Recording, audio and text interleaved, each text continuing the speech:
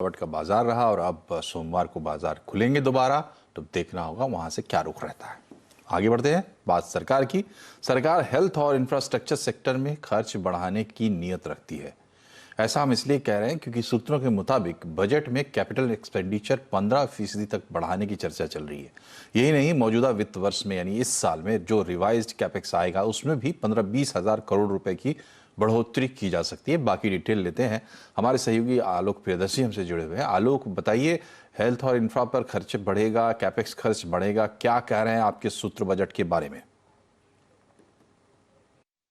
बिल्कुल, देखिए, health, infrastructure, research and development और इनोवेशन, ये तमाम ऐसे सेक्टर हैं जिस पर सरकार का स्पेंडिंग इस साल भी जारी रह सकता है। सीएनबीसी आवाज के सूत्रों से जानकारी मिल रही है कि इस बार सरकार कैपिटल एक्सपेंडिचर में तकरीबन 15% तक बढ़ोतरी कर सकती है। हालांकि पिछले साल ये बढ़ोतरी करीब 34% के आसपास थी, लेकिन लोअर बेस था, इसलिए जो टोटल जो कैपिटल एक्सपेंडिचर का टारगेट रखा गया था करीब 5.5 लाख करोड़ का था, लेकिन इस बार इसमें करीब 15% की बढ़ोतरी देखी जा सकती है। यही नहीं, जो इस साल का कैपिटल एक्सपेंडिचर का टारगेट है उसमें भी 15 से 20 हजार रुपए करोड़ का इजाफा साल के एंड तक देखने को मिल सकता है। जो रिवाइज एस्टिमेट पट में आएगा उसमें ये चीजें देखने को मिल सकती है। कुल मिलाकर जो पिछले हफ्ते नीति आयोग के साथ वित्त मंत्रालय की बैठक हुई थी उसमें इस बात को लेकर बातचीत हुई थी कि जो फिस्कल कंसोलिडेशन यानी कि फिस्कल डेफिसिट का टारगेट है वो पिछले साल के हिसाब से इस साल रह सकता है करीब 6.5% के आसपास, लेकिन सरकार का जो टारगेट है 2025-2026 तक इसे घटाकर 4.5% लाने का टारगेट है।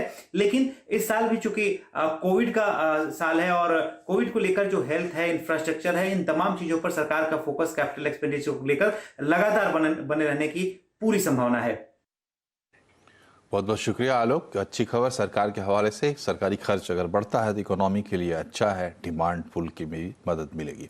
बढ़ते आगे, सैटेलाइट ब्रॉडबैंड की बात करेंगे आज के टेलीकॉम अपडेट में। सैटेलाइट ब्रॉडबैंड स्पेक्ट्रम को लेकर एक नई जंग छिड़ गई है। कुछ कंपनियों की मांग है कि स्पेक्ट्रम की नीलामी की जाए, जबकि कुछ कंपनियां चाहती हैं कि सरकार बिना नीलामी के इस बार स्पेक्ट्रम का आवंटन करे। देखिए क्या खास बातें हैं इस रिपोर्ट में।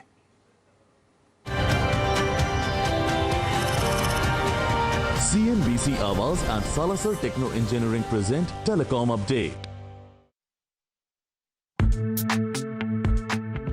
भारत में अभी सैटेलाइट ब्रॉडबैंड सेवाओं की शुरुआत होनी है, लेकिन इस शुरुआत से ठीक पहले टेलीकॉम कंपनियों के बीच इसके स्पेक्ट्रम को लेकर जंग छिड़ गई है। टेलीकॉम रेगुलेटर ट्राई ने सैटेलाइट गेटवे लगाने के लिए कंसल्टेशन पेपर जारी किया था और सभी स्टेक होल्डर्स से इस पर सुझाव मांगे थे। रिलायंस जियो ने स्पेक्ट्रम की नीलामी करने की वकालत की है, जबकि भारती एयरटेल और स्टारलिंक ने स्पेक्ट्रम का मुफ्त में आवंटन करने की मांग रखी है। वोडाफोन आइडिया की मांग है कि ग्लोबल कंपनियां भारत की कंपनी के साथ करार करके ही सेवाएं दे पाएं। जानकार मानते हैं कि स्पेक्ट्रम की नीलामी ही होनी चाहिए। सुप्रीम कोर्ट ने सभी स्पेक्ट्रम की नीलामी करने का आदेश दिया था।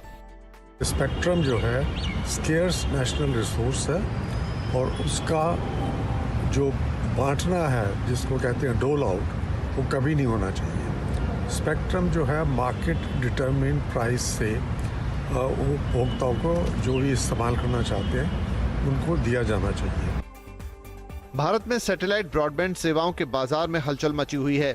इनमें 4 कंपनियां, भारती की वनवेब, टेस्ला की स्टारलिंक, अमेजॉन और टाटा की नेल्को और टेलीसेट ने इस बाजार में रुचि दिखाई है। अंतर्राष्ट्रीय कंपनियां चाहती हैं कि विदेशों की तर्ज पर भारत में भी स्पेक्ट्रम का आवंटन मुफ्त में किया जाए, लेकिन जानकार मानते हैं कि ये कंपनियों के हित में नहीं होगा।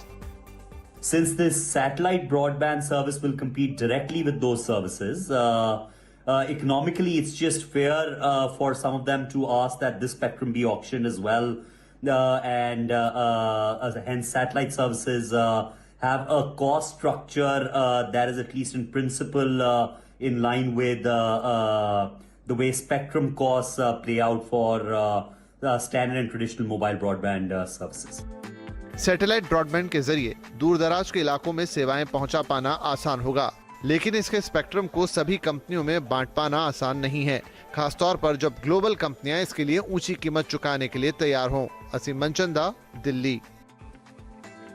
और यहाँ एक छोटा सा ब्रेक, तुरंत हाजिर होते हैं, बने रहिए हमारे साथ।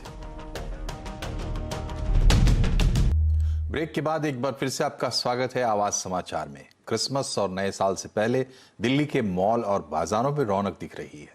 पिछले साल की मंदी के बाद इस बार मॉल्स में बेहतर फुटफॉल की उम्मीद थी। हालांकि ओमिक्रॉन के खतरों को देखते हुए सोशल डिस्टेंसिंग का खास ख्याल रखा जा रहा है। दिल्ली के सिलेक्ट सिटी वॉक का जायजा लिया हमारे संवाददाता रोहन सिंह ने। क्रिसमस और नए साल का सबको इंतजार है इस वक्त, और ये वो वक्त होता है साल का जब जो अलग अलग मॉल्स होते हैं वो अपने आप को सजाते हैं अधिक से अधिक कस्टमर्स को आकर्षित करने के लिए। इस बार भी कुछ ऐसा ही है। इस वक्त हम साउथ दिल्ली के मशहूर सेलेक्ट सिटी वॉक मॉल में है और जो पहली चीज़ आपको यहाँ एंटर करते हैं ये दिखेगी वो है ये विशालकाय क्रिसमस ट्री। मेरी विशमस एक्टिविटी यहाँ पर की गई है यहाँ पे, और यहाँ जो पूरी जो इसकी तरीका है, अगर आप सेलेक्ट सिटी वॉक के इंस्टाग्राम पेज को फॉलो करते हैं, एक स्टोरी टैग करते हैं, तो आपको हर दिन 20,000 तक के जो वाउचर हैं वो दिए जाएंगे।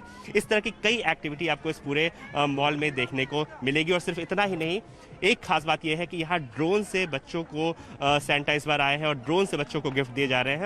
ऐसी कई सारी एक्टिविटी ये मॉल इस वक्त यहाँ पे अपना रहा है। इस थीम के बारे में थोड़ा बनाएंगे और पूरा जो डेकोरेशन पूरे मॉल का किया गया है उसके बारे में थोड़ी सी दुविधा में है कि किस तरह से इसको प्रोटोकॉल्स को इन्फोर्स किया जाए, बिकॉज जो लोग हैप्पी मूड में आते हैं वो कई बार उनको हर एक को बताना पड़ता है कि मास्क पहन के रखें, डिस्टेंस थोड़ा डिफरेंट रखें, फूड कोर्ट की सीट्स पे ध्यान से बैठें।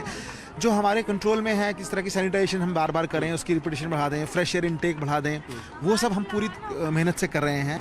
मॉल में आए और शॉपिंग ना हो, ऐसा कैसे हो सकता है? सेलेक्ट सिटी वॉक में आपको लगभग सभी ब्रांड्स पर इस वक्त 50% तक की छूट मिलने वाली है।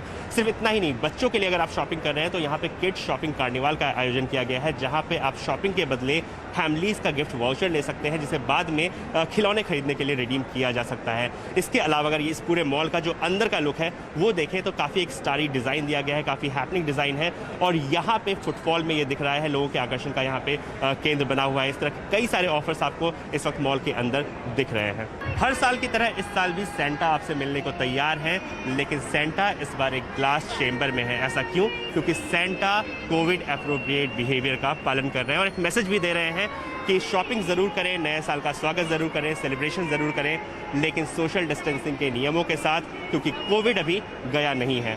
रोहन सिंह, दिल्ली।